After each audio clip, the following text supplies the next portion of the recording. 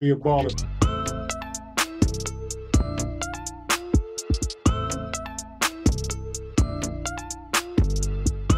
Welcome to Be a Baller podcast, where we discuss how to build a lifelong legacy. I'm your host, Coach Tim Brown. Today, we're blessed to have on the podcast Dr. Canise Bean, a professor emeritus at The Ohio State University College of Dentistry. Hey there, Clark Kellogg here. Building a legacy usually involves meeting the unique needs of others and being part of something bigger than yourself. That's why I love First Merchants Bank. First Merchants believes that helping communities prosper means more than just providing banking services. It means offering accessible financial education, expanded access to homeownership, and partnerships with local nonprofits to help raise up neighborhoods and lift families out of financial hardship. For resources and tools available to you, visit www.firstmerchants.com. Member FDIC, Equal Housing Lender. Today on the show, Dr. Bean will share her experience in building a legacy in the field of dentistry and her commitment to serving the community and exposing people of color to health sciences field. Dr. Bean, welcome to Be a Baller podcast. Thank you so much, Coach Brown. I'm delighted to be here. Yeah, I had a question for you. Growing up, how did you develop interest in science? Was there a teacher that got you excited about it? How did that interest grow for you? That's a good question. I'm not real sure what really, gave me that sense that I wanted to be in the health professions when I was young. I felt like I wanted to be a physician. I wanted to be an OBGYN. I thought it would be the greatest thing ever to deliver babies and, to be a part of bringing new life into the world and, helping mothers and families to be ecstatic about an addition to their families. But, as I got older, I would say that was probably third or fourth grade. As I got older, I just, kind of liked science. It wasn't something that, I found it, rather amazing, the things that, could take place in a, in a science class or in a science laboratory. I just thought it was, just kind of cool. But I don't really recall a teacher, or a mentor at that time that really, kind of encouraged me to pursue something in the health professions or something in the science field. But then when I was in high school and I was looking at, going to college, I felt that, I no longer wanted to be a physician and be an OBGYN. I grew up in Lexington, Kentucky. And so I participated in a program, and they had students from underserved areas in the state of Kentucky. And so, they brought us from all corners of the state. Many of the students in the program, it was about 15 of us, many of the students were African American, and they were from rural areas. And so they wanted us to have more exposure to the health professions. And most of the females in the program, they were shadowing nurses. They wanted to be a nurse. And so most of the guys wanted to be physicians. So they were in the hospital, and they put them in the hospital, and they were shadowing doctors. And I, like I said, I had abandoned kind of the thought of being a physician. So I asked if there might be something else I could do other than nursing and medicine.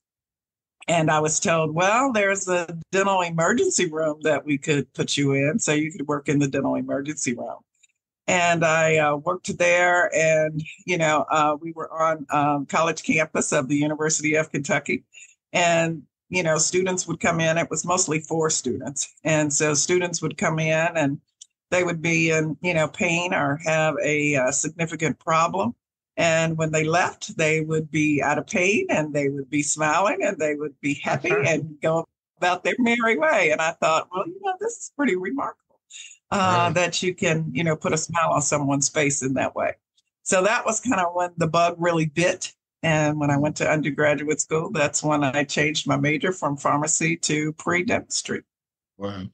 Growing up in the Lexington area, what inspired you to attend an HBCU school at Texas Southern University. And here's the other tidbit now. The word is you were a proud member of the Ocean of Soul Marching Band. I'm not sure where you got that from, but that is so very, very true. I'm telling you. But my mother, certainly she was a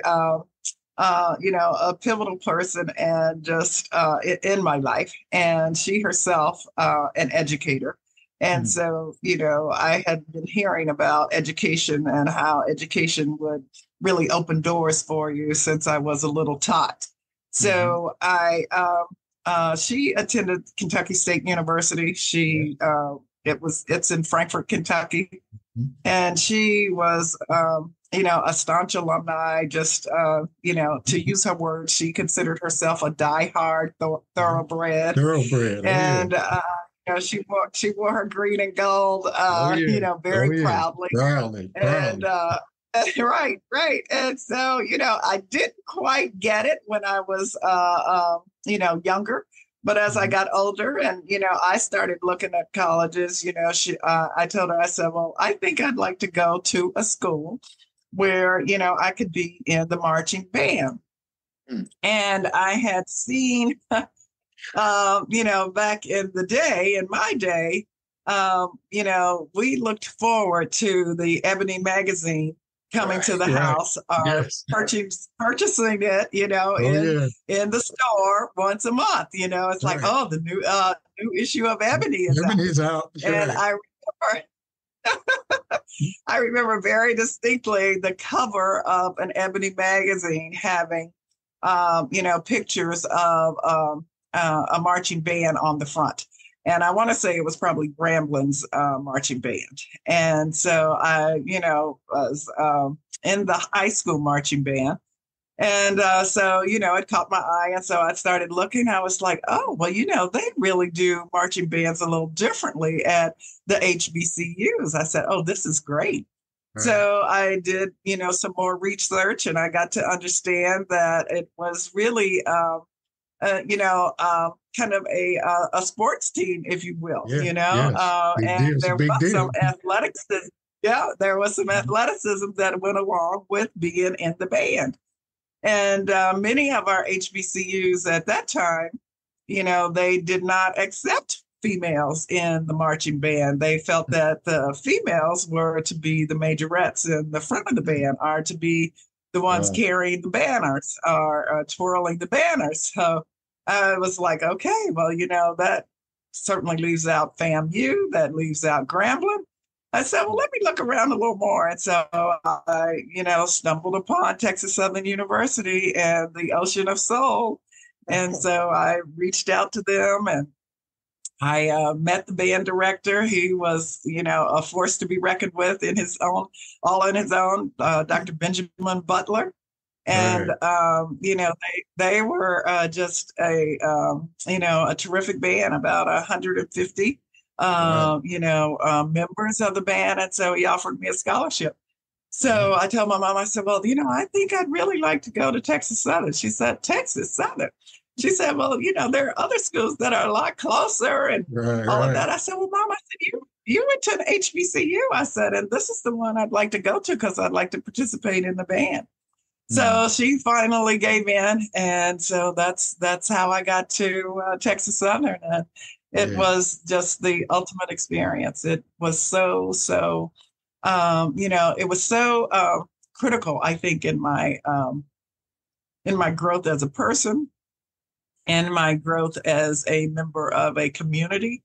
And also, of course, in my growth as far as my educational pursuit was concerned. But, we were, Texas Southern is located right in the heart of, what many people would consider, a low income area.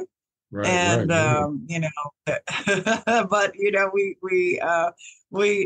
was just an overall fabulous experience, and I would not trade it for anything.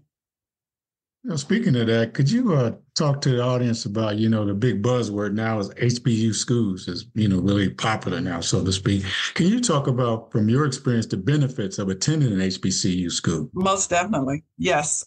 Certainly one of the benefits is being amongst like-minded people who look like you and have aspirations like you. And then to encounter professors and other staff members that really make up the college or the university community, again, looking like you and are truly interested in you as a person, not a number to, that increases enrollment or increases, the number of students in a class. But really recognizing that the power that can be instilled in young Black individuals who are interested and are certainly capable of making a difference in the world. So I would say that, that's really one of the strongest advantages is this feeling of family and of a sense of encouragement that you may not get at a predominantly white institution, because everyone was considered special and important.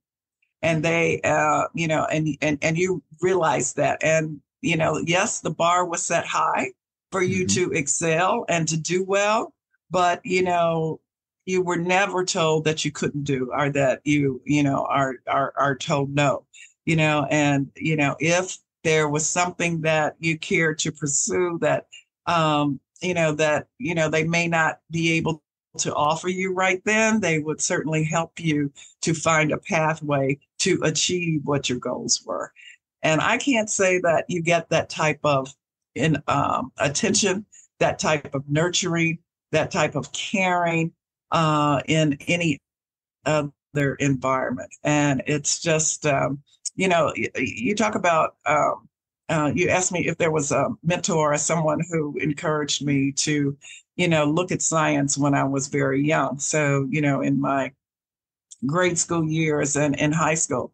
And there really wasn't, like I said, a teacher who did that, but there were plenty of professors on the campus of HBCUs that, were really very renowned in their field. And so they were able to, serve as mentors and give you, kind of the kick in the behind to say, look here, you can do this. You can do this, and you will do it, and you will do it well. And that's right. That's exactly right. So, I just have a fondness and a true love and ultimate respect for what HBCUs bring to us as a people. That's good. I have a son, our oldest boy. He actually attended Kentucky State. Oh, did he? No, I did not know that. State, and he actually has a master's in accounting from Kentucky State. So okay. And he needed that. He needed that kick in the pants, and he found the mentor there who really just kind of made sure that he lived up to that God-given potential, that opportunity that he had, and not squander it.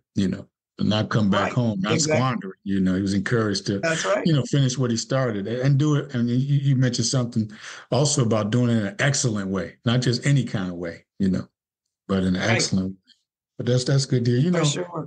You have a son who's so you had 3 generations of HBCU, and I'm sure plenty more. I have a daughter who's a college graduate. You kind of spoke about your mom earlier about could you speak to the audience about why education is so important to you and your family? I think that, I think that education is really important to us as a family because of, how we were raised and how we were brought up and what we have observed in society. There are so many areas and things that contribute to your everyday living where you see and you experience inequities. And, you really recognize that there are some things that cannot be taken from you. And one is your your education. And that is a pathway really that can lead to, certainly the desires of your heart, but also a means of reaching out and helping others to achieve and to do well. So, I had mentioned that, with my mother being an educator, that was something that she instilled in me in an early age. And, the same, for my husband. And so, you kind of really follow in the footsteps of your parents in many ways. And, our parents always wanted more for us than, they were able to have or more than they experienced.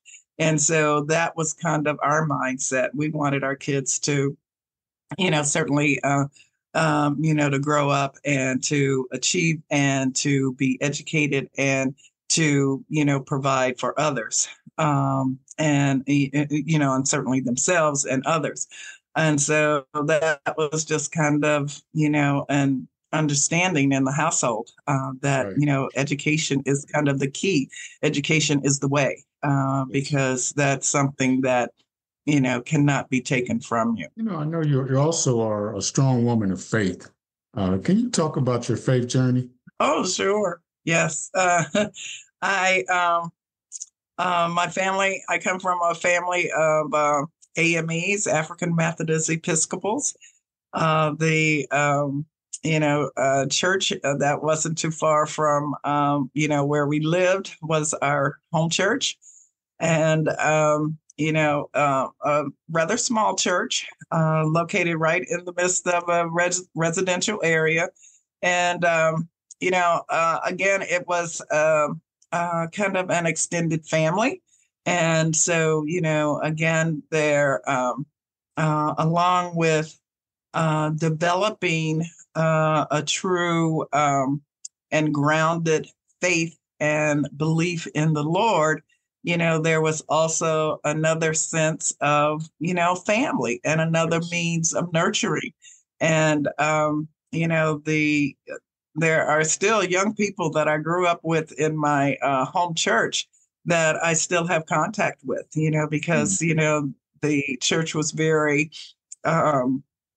very deliberate in seeing that there were opportunities for youth.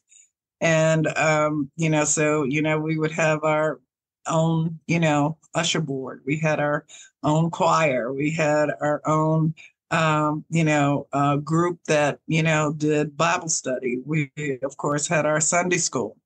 And so, that's where, I was able to learn and to grow in the word. And so, again, that becomes a part of you. I am not necessarily one to, I don't know, to display the Lord on me, visibly, but I feel that it is just as important to, to live a life that is pleasing to the Lord, and others will see that, and others will understand that, just by observation,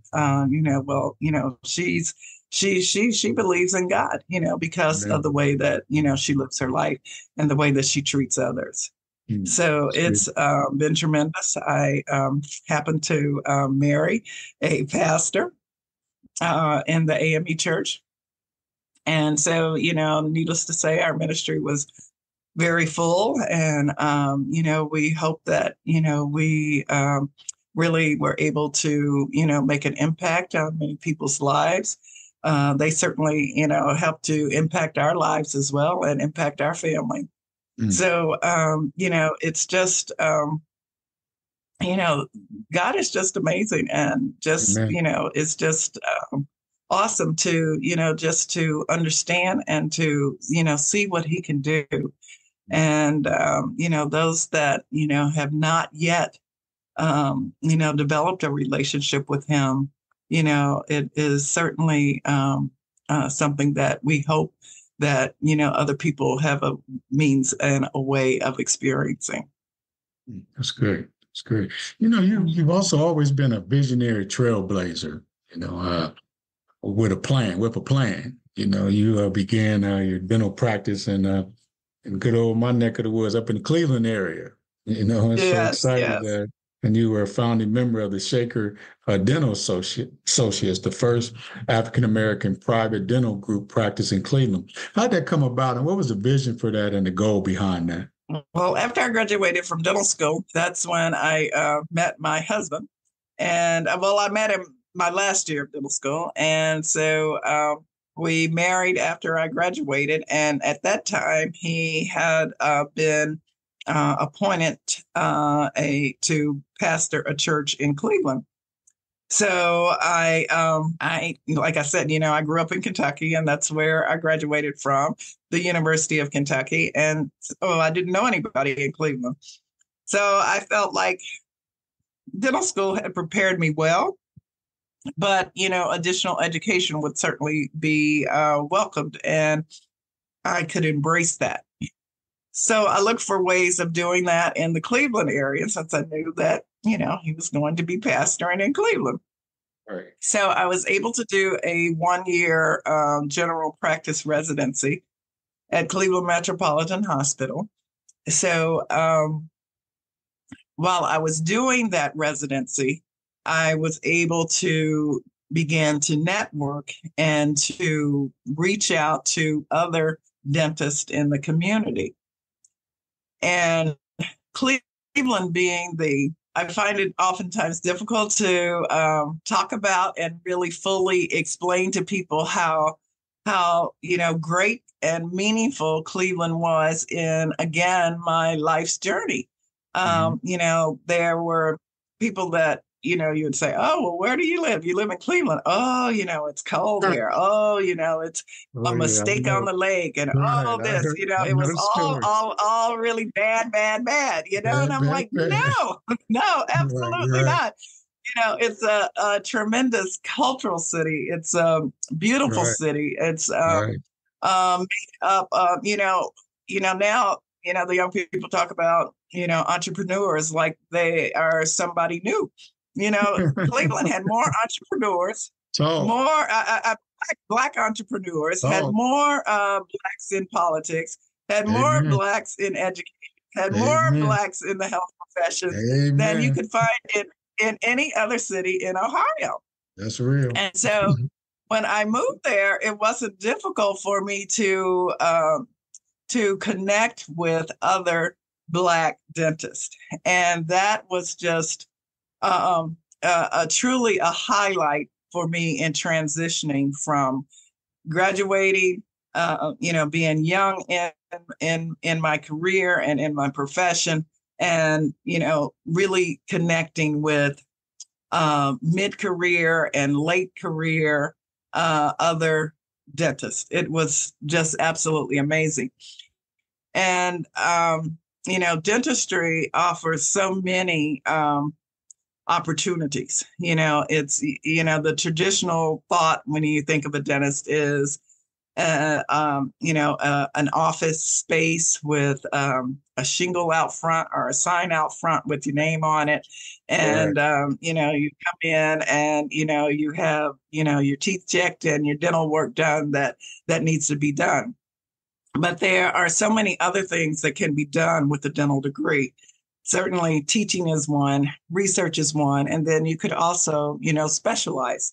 And so at that time, we had 7 specialties in dentistry. And in Cleveland, there was a Black in every specialty, a Black dentist in every specialty. So, we had pediatric dentists, we had Black orthodontist, we had Black periodontist, we had Black endodontist. It was just, like a dental haven for me. I was like, oh, this is just the best thing ever. And so, that really opened up my eyes to what we as, people could do, and what we could, we could really contribute to the overall health of our community, and at that time, of course, we recognized that, dental health had a direct connection to overall health. And so that was a message that we as Black dentists were really seeking to communicate to all those, around us, and, to really take away some of the stigma associated with dentists, and with, because we were always considered, it's so interesting.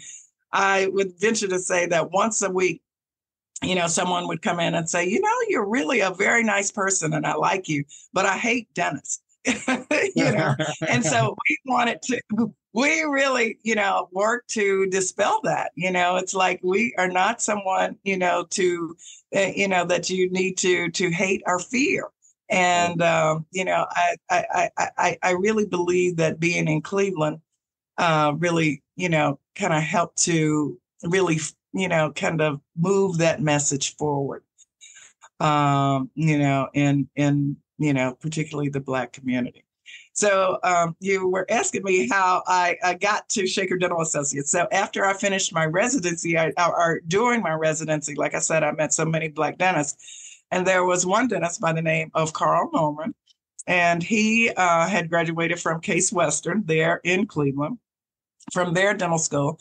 And so he was looking to open up his own practice, but his vision was to have other dentists in the practice to really kind of, offer some, variety, because, how people are. Some people, don't want to see a female dentist, and then there are others that do. And then we as dentists, there were some procedures that, we really, kind of felt were, our fortes, and other procedures that weren't. And so by having a group practice, then, and having the various individual dentists there, it was actually 4 of us, then, it just kind of made for a better means of delivery of care. So, they looked to me to, to see the younger patients and to see the kids. They was another guy in the practice who really liked to, to make to make dentures. And so, he would be the one that, we would oftentimes send our patients to have their dentures made.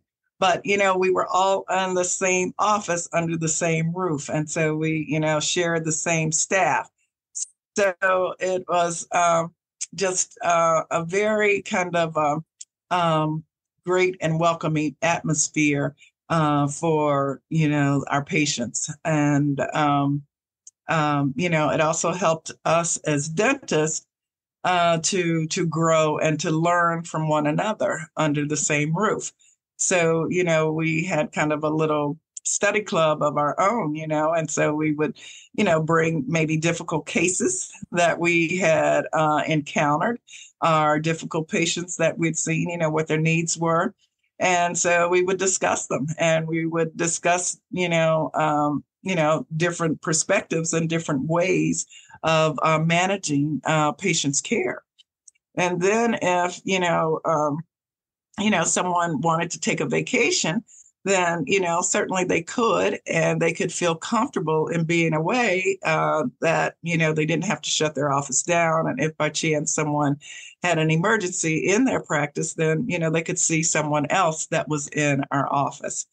So that was just a tremendous experience. And, others began to, see the value in that. And so then, of course, other group practices began to spring up that was comprised of Black dentists. But yes, we were the first, and, it was a great experience and a great way to really offer care to the community that we served. Sounds like you kind of continued that when you relocated to Columbus and was at the Ohio State University. There's a couple of signature programs you're involved in. You talked to us about the vision behind those, the Ohio Project, and I really like this dental home coach. Sure, yes. Um, the Ohio Project was or is, it's an acronym for Oral Health Improvement Through Outreach. And so that was really what we were hoping to do. We were hoping to improve the oral health of those living in Ohio by going to the areas where they were. And so what we would do is as part of our dental students' education in their senior year, they were required to go to various community sites and provide care to underserved populations. So they would possibly be assigned to a community health center in, let's say, Toledo, or they may go to the VA hospital in Chillicothe. They could perhaps go to a private practice in Mansfield, Ohio. And then, of course, we had several locations here in the Columbus area that our students might be assigned to. So they would be assigned for usually 2 consecutive weeks. And then, they would come back, of course, to the college and provide care to their patients at the college. And then at another time, they would be assigned to another location for another 2 weeks. So this gave them an opportunity to certainly see some diversity that they were not encountering in patients at the College of Dentistry. It gave them an opportunity to really serve a population that was, low in their economic status and oftentimes in their health literacy area.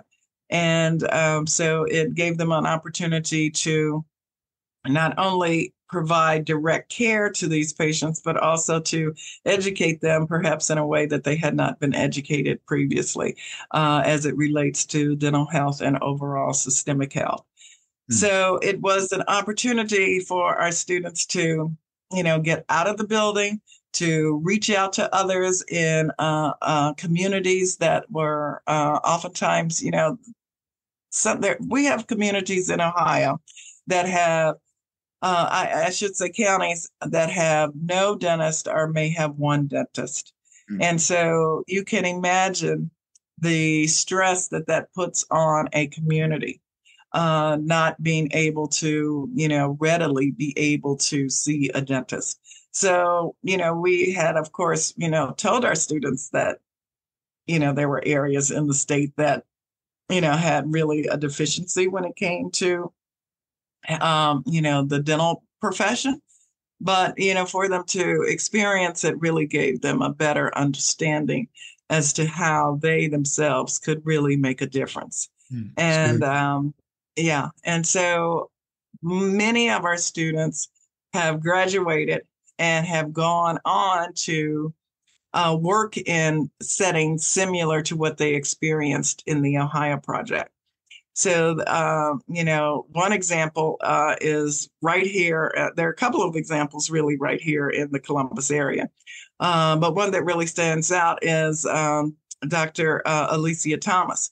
She participated in the Ohio Project.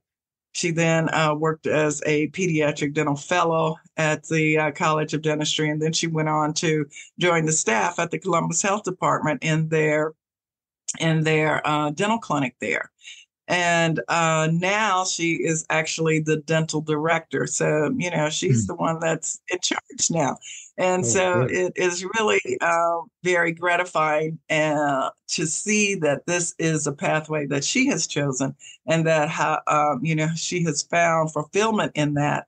And, now, she's able to impart that to other dental students from the College of Dentistry as they rotate through, the Columbus Health Department. So, we find that kind of amazing. And I know you are going to get to the mention of a legacy. And so I think that, I really, I'm really very humbled by that. And I am thrilled that, our dental students at the College of Dentistry, even though I'm no longer there, are still participating in the Ohio Project and still, experiencing a wonderful learning opportunity, and that, they recognize that there is definitely a place for treating those that have difficulty accessing dental care, because we just can't seem to solve that problem. We have certainly made inroads into providing care to more people, but there's still more people to be served. And even those students that graduate and they have their own private practices, they oftentimes are still able to find ways to give back to the community. So they may host a day of service on their own, where they offer free dental care to, those in the community, or they may volunteer, at a health fair or some, outreach activity, and, provide maybe screenings, and then they're able to indicate that, this is someplace where you can go and you can get additional care. So I think that is really kind of something that speaks to the value and the importance of the program. And, it does make me smile. It does bring me great joy. Yeah. So you mentioned that about legacy, and we know this is a legacy podcast. When you think about that word, what does that word legacy mean to you? Oh, very simply, something that is left behind that is meaningful, and that, is, something that reaches, others, and, that is not singularly focused. But, something that is, kind of widespread and continues on and on and on and on. Right. Yeah, this is well, you have really enlightened me in this doing this interview. It's been a great one. Can you, as we kind of wrap up, can you give an encouraging word to students interested in health professions? Just those who might be who might have some interest. What encouraging word would you give to them? I would tell them to, to certainly dream big, to know that, if that is something that you, have an interest in, or even think that you have an interest in, that you can do some research and identify someone who can help you along the way. The thing is, in doing your research, you need to, be inquisitive and to ask. There are, there's a wealth of information out there, and there are certainly individuals out there that would be delighted to, to help you along the journey. So, I'm certainly one of those people. I'm going to be here, but if you're interested in dentistry, and what if you don't have a dentist? What if you don't have someone that you go to regularly or twice a year to, have your teeth checked? It's okay. I'm sure you've passed the dental office, or that you are able to, go online and, find a dentist that is nearby.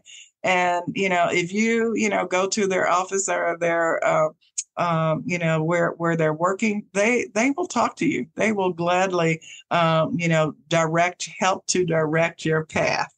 Yes. And, if you're interested in physical therapy, where are physical therapists? Oftentimes you will find them in a hospital or associated with a hospital. So again, let your fingers do some of the work. Walking, call a, physical therapist department at a hospital or a local community health center, and ask them.